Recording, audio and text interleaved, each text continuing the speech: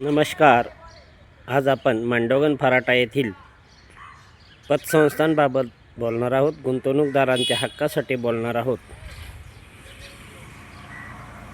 आणि पतसंस्थाचे उद्घाटन होताना काही पतसंस्था संचालक अध्यक्ष हे राजकीय नेत्यांचा वापर करतात, त्यांना बोलावतात. तसेच काही वेळी काही समस्या येऊ नयेत म्हणूनही राजकीय नेत्यांचाच गैरवापर होत असतो.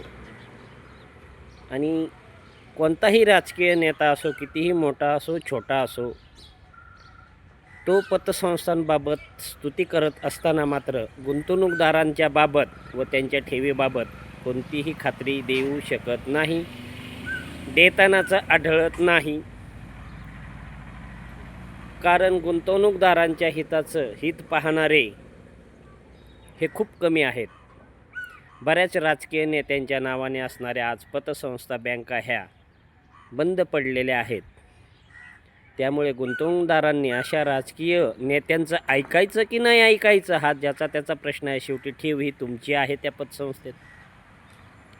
आणि मांडोगण फराटामध्ये असं सध्या चाललं आहे की कोणत्याही गुंतवणूकदाराला ठेव मिळेलच का? आपण जी गुंतवणूक करतो आपल्या कष्टाची, एक एक रुपया आपण साचवतो अथवा एक हक्काची ठेव असती, ती खरंच आपल्याला मिळते का? बऱ्याच प्रमाणात याचं उत्तर आहे नाही. फसून गेले ते गेले, गंडा घालून गेले ते गेले, ज्यांनी टाळा टाकला त्यांनी टाकला, परंतु जे आहेत ते तरी देतात का? अपवाद वगळता नाही, ते तुमच्यात मत परिवर्तन करतात. संबंधित शाखाचालक असतील, संबंधित चेअरमन असतील, हे काय सांगतात, आमच्यावरती विश्वास ठेवा. काल ज्यांनी गंडा घातला ते हेच सांगत होते ना, ते काय वेगळं सांगत होते? आणि अशा वेळी मात्र आपण जर विश्वास ठेवाल तर नक्की फसाल. हा आत्तापर्यंत फसलेल्यांचा अनुभव आहे. आणि जेणेकरून आपण आपल्या पैशाची आपल्याला अधिकार आहेत, कधी काढायचे कधी ठेवायचे. कोणी सांगितलं, कोणी बातम्या केल्या म्हणून हा विषय नसतो. आमचं काम आहे जागृती करणं. आणि या जागृतीच्या माध्यमातून ज्यांनी आत्तापर्यंत ऐकलं त्यांचे पैसे हे त्यांनी वेळेत काढून घेतले. त्यावेळेस त्यांना खूप अडचणी आल्या. खूप समजून सांगण्यात येत होतं की थोडे दिवस राहून द्या, आम्ही आहेत. आणि त्याच काही दिवसानंतर त्याच पतसंस्था यांनी गंडा घातला. परंतु ज्यांनी ऐकलं आणि आपले पैसे काढून घेतले ते मात्र वाचले. याचा विचार करता आज आपण आपली गुंतवणूक ही काढण्याचा हक्क हा आपला आहे. आपण कधी काढायची, काय करायचं हा ज्याचा त्याचा प्रश्न आहे. आमचं उद्दिष्ट कोणत्याही पतसंस्थेची बदनामी करणं नाही. ग्राहक जो आहे, गुंतवणूकदार जो आहे, त्याच्या हिताचं बोलणं हे आमचं राष्ट्रीय कर्तव्य आहे. याचा विचार करून गुंतवणूकदारांनी आपल्या हक्कासाठी कोणताही राजकीय नेता हा पुढे येतो का हो? नाही येत. का बरं? गुंतवणूकदारांची एक बैठक घेणं आवश्यक नाही का? आपण सत्तेत आहात, आपण मंत्रालयात आहात, मग आपण गुंतवणूकदारांना भेटलात का? का बरं? ते भेटणं महत्त्वाचं नाही आहे? ते आपले मतदार नाहीत का? आहेत ना, आपल्या पक्षाचे असतील. मग असं असताना मात्र गुंतवणूकदारांच्या बाबत काय? गुंतवणूकदार हे वाऱ्यावरच का? बरे, ह्या महाराष्ट्रातील संस्थाचालक आहेत, हे कुठं जाणार आहेत?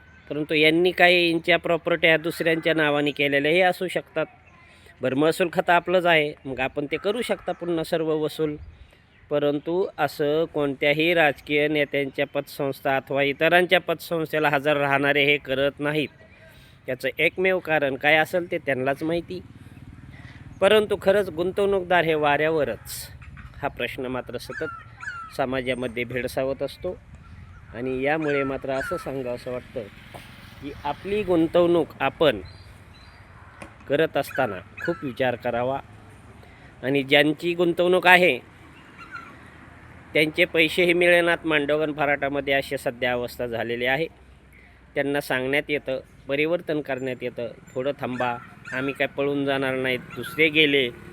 अरे परंतु बाबा त्यांचे पैसे आहेत, त्यांना ज्यावेळेस काढायचे, तुमचा व्यवहार चांगला आहे, तुमची संस्था चांगली आहे, मग द्या ना पैसे त्यांचे पैसे द्यायला अडचण काय आहे? संस्था चांगली आहे ना, व्यवहार चांगले आहेत ना, वसुली चांगली आहे ना. मग गुंतवणूकदारांना ज्यावेळेस पैसे पाहिजेत त्यावेळेस त्यांना थोडाफार तोटा येऊ द्या ना. तोटा आलेला त्यांना मान्य आहे, पण आपण पैसे देण्यास का टाळाटाळ करता? आणि गुंतवणूकदारांनो जागे व्हा.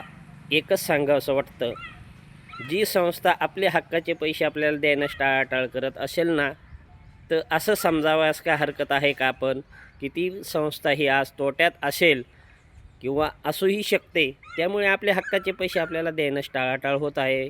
आपल्याला तारीख पे तारीख देण्यात येत असेल, असंही असू शकतं काही संस्थांबाबत.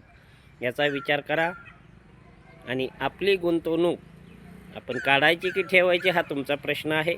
परंतु शेवटी मांडवगण फराटामध्ये अनेक पतसंस्थांनी आजपर्यंत गुंतवणूकदारांना मात्र वाऱ्यावरच सोडलेला आहे. कोणाचेही पैसे अद्याप मिळालेले नाहीत व गंडा हा घातलेला आहे, फसवणूक ही केलेलीच आहे. अशी अनेक गुंतवणूकदार आहेत. याचा विचार आपण गुंतवणूक केलेल्या गुंतवणूकदारांनी का करू नये, हाच एक जागृतीपर संदेश.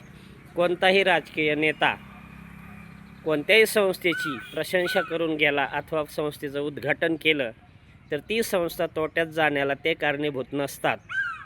त्यामुळे आज आपण अनेक प्रकरणामध्ये पाहतो, हे हुशार लोक असतात, चतुर असतात, हे सांगतात त्याच्याशी आमचा कोणताही प्रकारचा संबंध नाही. आणि बरोबर आहे ना, ऐकायचं ना ऐकायचं शेवटी आपलं आहे. गुंतवणूक करताना आपण काय मंत्र्यांना विचारून करतो का? आपण आपल्या स्वतःच्या विश्वासाने करतो, यांच्यावर विश्वास ठेवून. हे तितकेच महत्त्वाचे आहे. त्यामुळे आपल्या गुंतवणुकीबाबत आपण नक्की विचार करावा. जर आज आपण काढली तर वाचाल, नाही काढली तर फसाल, हे मात्र त्रिवार सत्य आहे.